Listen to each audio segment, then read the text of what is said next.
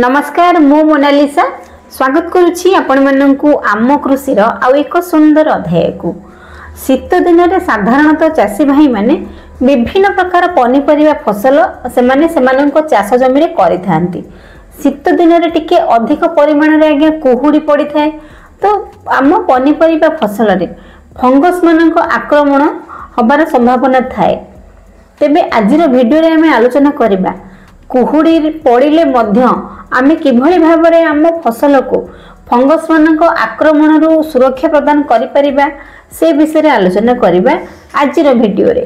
तेबे चलंतु देरी न करी आमे कथा हबा कुहुडी ठारू आमे किभଳି भाबरे आम फसल को सुरक्षा देई परिबा बा फंगस मानक किभଳି भाबरे नियंत्रण करि परिबा से विषय रे आलोचना करिबा।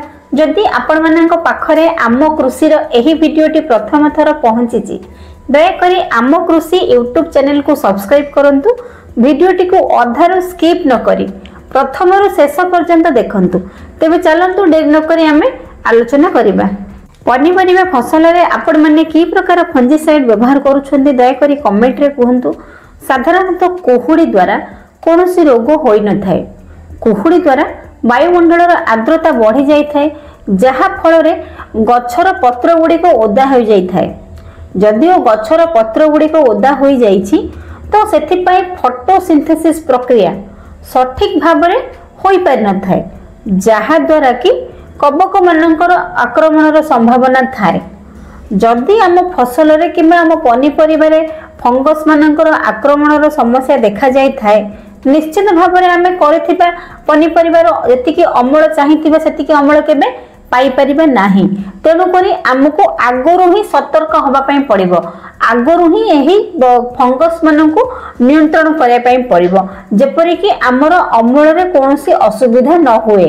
आमे जेतेबेले पनीपरिया फसल आगे चाष करूछे विभिन्न प्रकार रोग आ पोक मानकर समस्या देखा जाई थाए।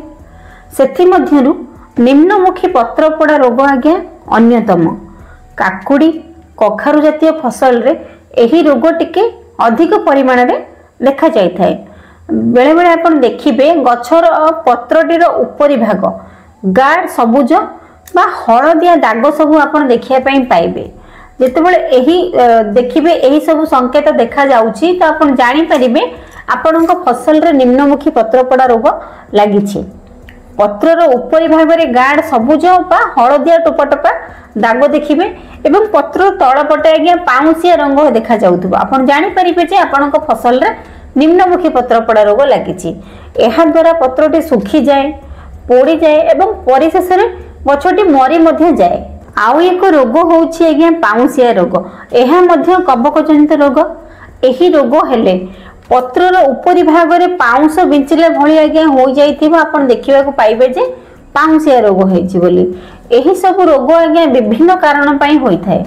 सेथि मध्यरु आमे जदि आम चाष जमी रे सठिक भाव रे जलसेचन करिबा प्रॉपर वे रे आमे जलसेचन करिबा ताहले किछि मात्रा रे आमे एही कबक जनित रोग को दूरे देई परिबा बा नियंत्रण भितर रखि परिबा। ता छडा एही रोग को नियंत्रण भितर रखिया पई हेले आपण जदि एकर को 10 केजी पोटाश सार आगे प्रयोग करूछन्ती ताहले बहुत भलो। पोटाश सार प्रयोग करिबा द्वारा गछर रोग प्रतिरोधक शक्ति आगे बढ़ी थाए जहा फल रे कि एते अधिक मात्रा रे आउ कबक जनित रोग लागि न थाए। एही सब कबक जातीय रोग को आगे नियंत्रण करिया पई हेले हमकु सबुठ भलो फंजीसाइड व्यवहार करिया पई पड़िबो। एहा अति सहज रे आपण मार्केट रे पाई परिबे। जेमिति कि आपण मानकोजेब 75% WP गोटे लिटर पानी रे आगे 3 ग्राम हिसाब रे आपण आपनक चाष जमी रे प्रयोग करिवे।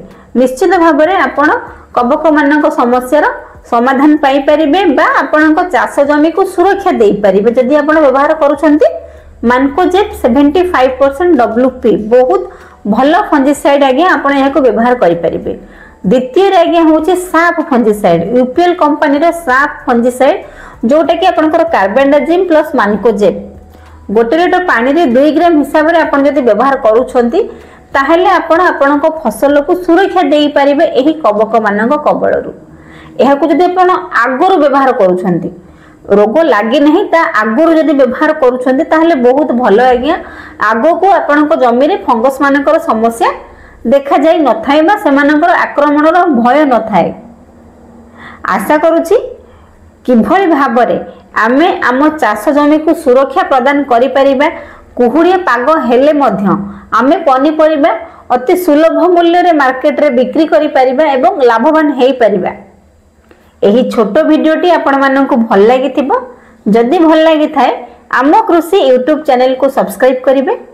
रहिली नमस्कार, मो मोनालिसा। देखा हबो आपण माननक सहित आम कृषि रो आउ एको सुंदर अध्याय रे।